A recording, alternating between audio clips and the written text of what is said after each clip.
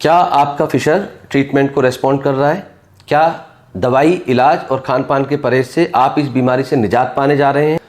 मैं बताने जा रहा हूं कुछ ऐसे लक्षण जिनके आधार पर आप डिसाइड कर सकते हैं कि क्या आपका जो फिशर का ट्रीटमेंट है वो राइट डायरेक्शन में है या हमें उसमें कुछ बदलाव की ज़रूरत है।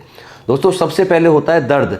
मोशन जाने के टाइम पर जो पेन की कटिंग सा पेन होता है, जिसमें लगता है जैसे किसी ने गुदा द्वार में मिर्ची भर दी हो, उस तरह की जो इंटेंसिटी पेन की है, अगर ट्रीटमेंट के साथ साथ वो कम हो रही है तो आप मानिए कि आप रिकवर कर रहे हैं।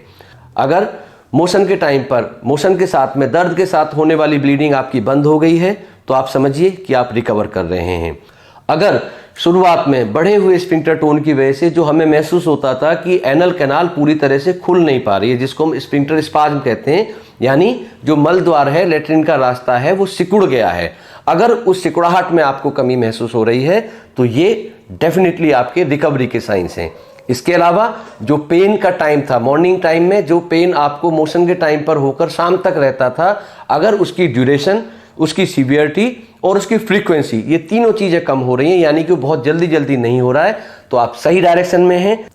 अगर आपका कोई डाउट है या कोई सवाल है, आप हमें कमेंट कीजिए। We will get back to you and you stay connected with us. Thank you.